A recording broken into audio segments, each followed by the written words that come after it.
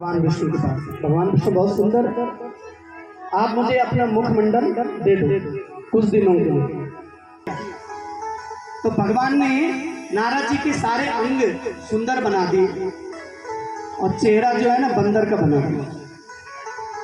अब उस जमाने में दर्पण तो थे नहीं, और नारद जी को जब अपने अंगों को देखे तो बड़े सुंदर लगे। नारद जी ने कहा हाँ अब तो हम सुंदर बनेंगे। अब पक्की बात है कि वो लड़की जो है हमें को वर्ण कर देगी, हमारे साथ में शादी हो जाएगी। शील निधि नाम की रामचरितमानस में कथा आती है, रामायण में राम कथा में। शील निधि नाम की राजा थे, उनकी कन्या। तो स्वयंवर में पहुंच गए और सबसे आगे चमिटा गाड़ के बैठ गए नारद जी। अरे महाराज हम तो सुंदर लगे। उस कन्या ने जब देखा नारद जी को तो मुंह फेर लिया। बंदर को देख करके सब डरेंगे। उधर से सामने से भगवान आए और कन्या ने भगवान के गले में वरमाला डाल दी। भगवान लेके चले गए। जब जितने भी सारे बैठे हुए थे स्वयंवर में वो सब जाने लगे तो भगवान शिव के गण थे। उन्होंने कहा बाबा कैसे बैठे हो? अरे बोले शादी करने आए। बोले कहाँ है देवी जी? बोले देवी जी तो आती होगी। बोला आती नहीं, वो चली गई। कहाँ? बोलो तो भगवान के साथ चली गई। ओह गड़बड़ हो गया। फिर बोला बाबा शादी करना चाहते कम से कम अपनी शक्ल तो देख लेते। क्यों मेरी शक्ल में क्या है? बोले एक बार देखो तो सही। तो फिर कुआं, बड़ा सा कुआं, उसमें अपनी परछाई जब देखी तो बड़ा क्रोध आया। हम तो इसी भ्रम में बैठे हुए थे कि हम बड़े सुंदर हैं, सुंदरता दी नहीं बंदर और बना दिया। और भगवान के पास ही चले गए नारद जी क्रोध में। आज इन्हें गाली देंगे, सबक सिखा देंगे। और भगवान भी इतने कौतुकी कि आधा रास्ते मिल गए देवी जी को साथ में लेकर। वही देवी। अब तो बड़ा क्रोध आया नारद जी को, श्राप दे दिया। तुम्हें दूसरों की खुशी देखी नहीं जाती ना, बड़े ईर्ष्यालु हो तुम।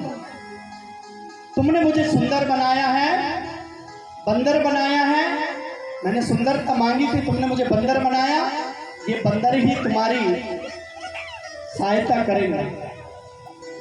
तुमने मुझे पत्नी के लिए भटकाया है ना, तुम्हारी पत्नी का हरण हो जाएगा। नारद जी ने कहा, जब इस तरह से शाप दिए, भगवान ने कहा नारद जी ये मेरे लिए शाप नहीं है, वरदान ही है। बोला कैसे?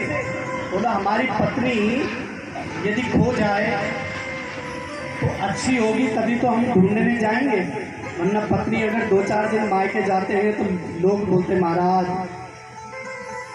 आफत गई। बोलो राधे राधे। राधे जोर से राधे बोलो ना। राधे राधे भैया पीछे वाले बोल लो थोड़ी सी। राधे राधे। भगवान ने कहा हमारी पत्नी सुंदर होगी इसीलिए हमें उसको ढूंढने जाना पड़ेगा। और दूसरा आपने शाप दिया था कि आपत्ति में विपत्ति में ये बंदर मेरा साथ देंगे। तो नारद जी ये बंदर में ये मेरे लिए शाप नहीं है, ये भी मेरे लिए वरदान ही है। क्योंकि व्यक्ति के जीवन में जब संकट आता है ना तो अपना साया भी साथ छोड़ देता है। ये बंदर कम से कम मेरा साथ देंगे।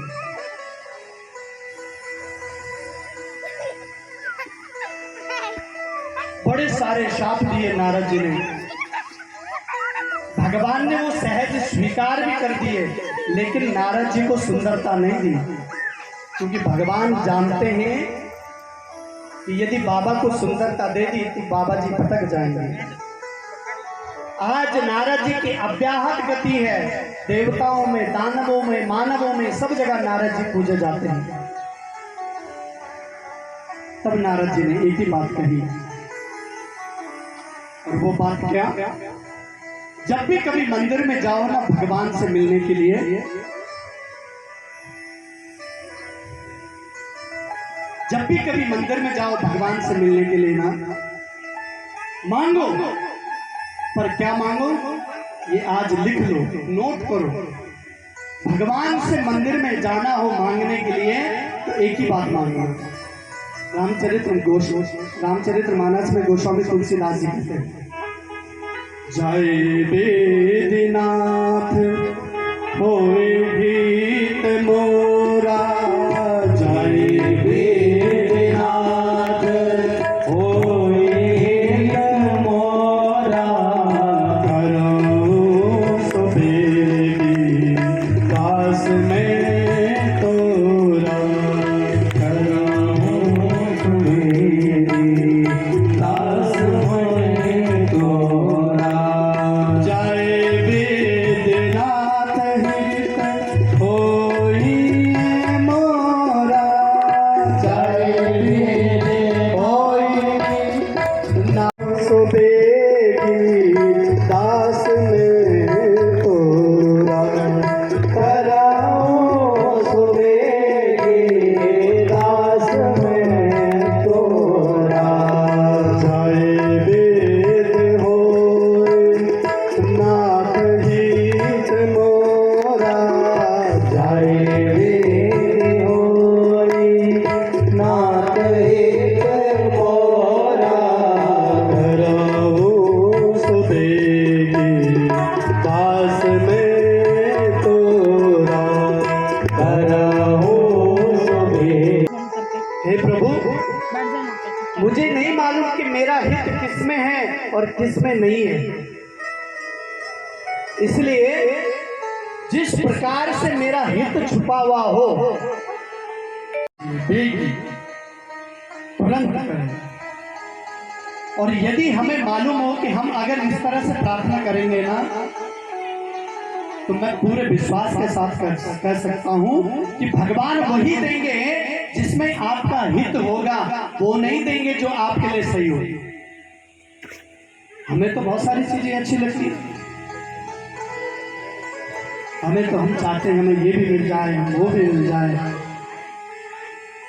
हमें जो अच्छा लगेगा भगवान वो नहीं देंगे, बल्कि भगवान वो देंगे जो हमारे लिए अच्छा होगा। बोलो वृंदावन बिहारी लाल की जय। इसलिए जय विधिनाथ होए हित मोरा, करो सुबेगी दास में तोरा।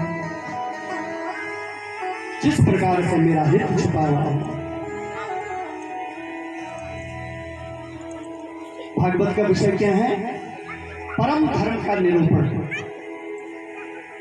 और भागवत सुनने का अधिकारी कौन?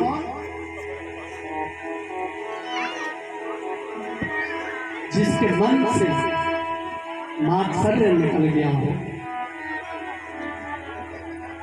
वो भागवत सुनने का सच्चा अधिकारी है। जिसके मन से मात्सर्य निकल जाए, मात्सर्य जानते? मत्सरति, मच्छर और मत्सर, इन दोनों में थोड़ा सा ही अंतर है। मच्छर बाहर से काटता है, मत्सर भीतर से काटता है। दूसरों की पद प्रतिष्ठा देख करके हमारे मन में आनंद उत्पन्न हो, हमारे मन में आह्लाद उत्पन्न हो, तो भागवत सुनने की पात्रता हमारे मन में आ गई।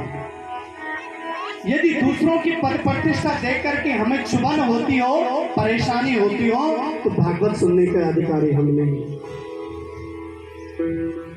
क्योंकि भागवत सुनने वाला जो पात्र है ना प्यारे, वो एकदम निर्मल होना चाहिए, निष्कपट होना चाहिए, निश्चल होना चाहिए, तब वो भागवत हमें लाभ देगी। कंचन तजना सहज है, सहज प्रिया का नेह, मान बड़ाई ईर्ष्या दुर्लभ तजनाई। अमृत जैसा दुग्ध है गाय का, यदि आपने किसी खट्टे बर्तन में रख दिया तो दूध फट जाएगा। उसी तरह से ये भागवतामृत परोसने वाला पात्र भी निर्मल होना चाहिए, निर्मलसर होना चाहिए। ये भागवत हमें तभी लाभ देगी प्यारे, जब हम निर्मल हो जाएंगे। दूसरों की पद प्रतिष्ठा देकर के मन में आह्लाद उत्पन्न हो कि भगवान की बहुत बड़ी कृपा है, इसको दिया भगवान ने, भगवान इसी तरह से सबको दे। ये वाला भाव होना चाहिए। ये वाला भाव नहीं होना चाहिए कि इसको क्यों दे दिया, ये ऐसा क्यों करता है। नहीं प्यारे, क्या रखा है जीवन में बताओ? एक सांस कब छूट जाएगी कोई भरोसा नहीं है। अगले पल हम सांस ले पाएंगे इसकी कोई गारंटी नहीं है। और हम इतना सारा कूड़ा करकट अपने मस्तक में भर के चलते हैं। प्यारे, अपने आप को फ्री रखो, हल्के रखो, इतना सारा बोझा अपने ऊपर लेकर के मत चलो। हाँ,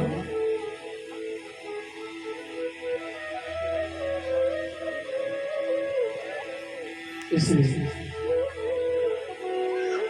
गोस्वामी तुलसीदास जी ने रामचरितमानस में कहा, निर्मल मन जन सो मोहि पावा, निर्मल मन जन सो मोहि पावा, मोहि कपट छल छिद्र न भावा, मोहि कपट छल छिद्र न भावा, निर्मल मन जन सो मोहि पावा, निर्मल मन जन सो मोहि पावा, मोहि कपट छल। जीव जगत और जगन्नाथ का हमें सीधे सच्चे तरीके से बोध हो जाता है। दूसरा, शिवदम, हमारा कल्याण हो जाता है। और तीसरा, तापत्रयोन्मूलनम, जो हम तीनों तापों में दिन रात तप रहे हैं, दैहिक दैविक भौतिक तापा, इन तीनों तापों में जो हम दिन रात तप रहे हैं ना, भागवत सुनने से तीनों तापों का उन्मूलन हो जाएगा, समाप्त हो जाएगा। कब होंगे? सत्य, उसी क्षण। किस क्षण? बोला, जिस क्षण हमारे मन में भागवत सुनने की उत्कंठा जागृत होती है ना, उसी क्षण हमारे मन से ये तीनों तापों का विनाश हो जाता है।